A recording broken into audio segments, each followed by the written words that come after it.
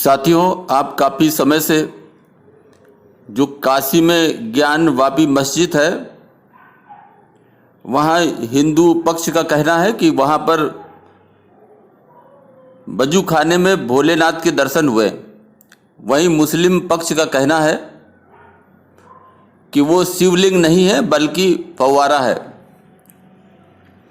साथियों, आप इसके विषय में चर्चा सुनते होंगे। इस फव्वारे का सच आपको चर्चा के माध्यम से बताने की कोशिश करेंगे। साथियों, हमारे जो ओवैसी भाई हैं हैदराबाद के, उनका कहना है कि ज्ञान वापी मस्जिद का जो फव्वारा है, जो वजू खाने में है, वो लगभग पुराना है। वहीं साथियों, अनेक विद्वान जो उस मस्जिद से जुड़े हुए हैं, उनका कहना है कि ये फव्वारा लगभग 1850 के आसपास बनाया गया था और तब से चल रहा है। वहीं कुछ लोगों का कहना है कि ये फव्वारा 20-30 साल से खराब हो गया था। ऐसा कुछ माजरा है। साथियों, उनका जो कहने का मतलब है, वो कहते हैं कि ये जो पानी का कनेक्शन है, ये शिवलिंग नुमा जो आकृति है, इसके ऊपर जो चक्री लगी हुई है, इस चक्री में पानी का कनेक्शन था। और साथियों, उनका ये भी कहना है कि जो शिवलिंग नुमा जो आकृति है, उसमें छेद था और उस छेद में चक्री फंसाई जाती थी।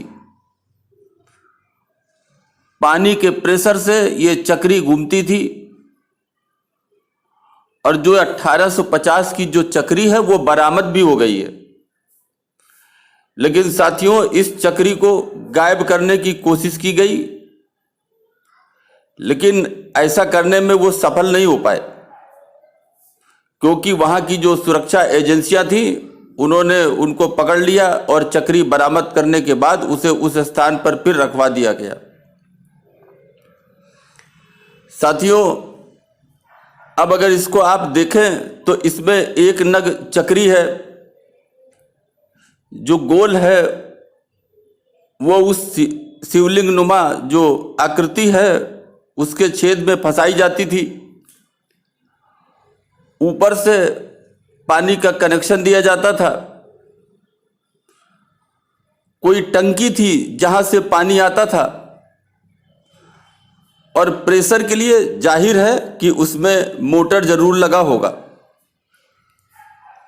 लेकिन साथियों, ये चक्री बरामद हुई, शिवलिंग जैसी आकृति बरामद हुई, उसका छेद बरामद हुआ, कुछ हल्के फुल्के पाइप बरामद हुए। लेकिन जो बरामद नहीं हुआ वो ये था कि यहाँ पानी कहाँ से आता था और वो मोटर कैसी थी जिससे पाइप में प्रेशर दिया जाता था। ये दो चीजें वहां से नदारद थी। तो साथियों, इस चर्चा का जो विषय वस्तु है वो है चक्री, और चक्री में वो पाइप जिससे कनेक्शन दिया गया, प्रेशर की मोटर, और जो शिवलिंग नुमा आकृति है वो है, और पानी, उसकी आपूर्ति, ये भी चर्चा की विषय वस्तु है।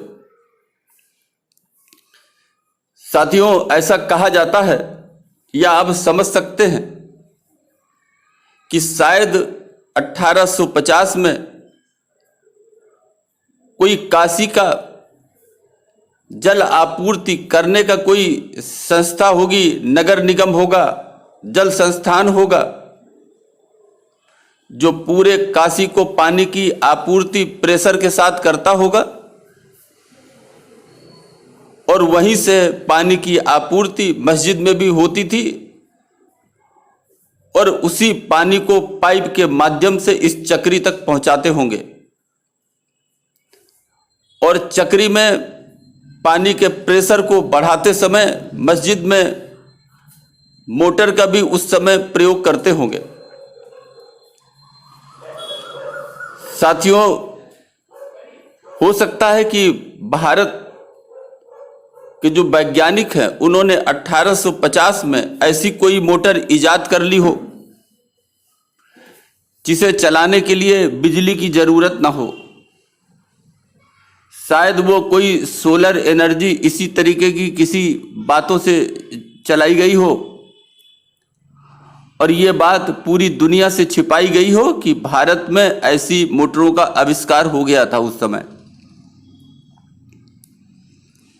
साथियों, वो जो शिवलिंग नुमा जो आकृति है उसके ऊपर सीमेंट की एक टिकली लगी हुई है। अगर आप देखें तो आपको पता लग जाएगा कि जो शिवलिंग जैसा मूल ढांचा है वो पत्थर का है, लेकिन उसके ऊपर सीमेंट लगा करके चक्री को फिट करने के लिए वहां कुछ बनाया गया। लेकिन साथियों, अब इस सीमेंट की बात करते हैं तो जिस सीमेंट का उपयोग उसमें किया गया है, तो कहते हैं कि सीमेंट का आविष्कार एक अंग्रेज राज जोसेफ एस्पडिन ने 1824 ईस्वी में किया था। कठोर हो जाने के गुण तथा इंग्लैंड के पोर्टलैंड स्थान में पाई जाने वाली एक शिला के नाम पर इसका नाम पोर्टलैंड सीमेंट पड़ा। साथियों, औरंगजेब 1707 में मर गया। सीमेंट का आविष्कार 1824 में हुआ। साथियों, ये बात समझ में नहीं आई कि तब औरंगजेब ने भोलेनाथ पर सीमेंट की चिप्पी लगाकर फव्वारा कैसे बनवाया होगा। यह सीमेंट की चिप्पी लगाकर विशाल शिवलिंग में 36 सेंटीमीटर का छेद करके ये फव्वारे की हल्की चक्री टिकाई गई। पानी का कनेक्शन प्रेशर के साथ चक्री में दिया गया, जिससे चक्री फव्वारा बनकर घूमती थी। ऐसा बताया कि यह सिस्टम लगभग 1850 में किया गया था। सवाल यह है कि चक्री को सहारा देने के लिए विशाल शिवलिंग जैसा बनाने की क्या जरूरत पड़ी। पाइप में प्रेशर बढ़ाने के लिए किस तरह की व्यवस्था की गई थी। उस समय टंकी के पाइप में प्रेशर के लिए कोई मोटर और बिजली उपलब्ध नहीं थी। प्लम्बिंग तथा पाइप और चक्री का सामान भी जैसा बरामद हुआ है वैसा 1850 के आसपास उस समय उपलब्ध ही नहीं था। साथियों, चक्री और उसके सामान को देखने से साफ पता लगता है कि चक्री, पाइप, पानी और जो प्रेशर की एक कहानी बताई गई है। साथियों, 1850 में न तो यह सब कुछ उपलब्ध था और न इसकी उस समय कोई संभावना ही नजर आती है। साथियों, ये एक छलावा ही है। बेसिर पैर की बातें करने में लोगों को शर्म भी नहीं आती। बेशर्मी से झूठ बोलने के अगर आदी होंगे तो उनसे सच की उम्मीद करना मुमकिन नहीं है। लेकिन साथियों, जब चक्री बरामद हो गई, उसके पाइप बरामद हो गए, आज भी शिवलिंग जैसी आकृति में ऊपर सीमेंट लगा हुआ है।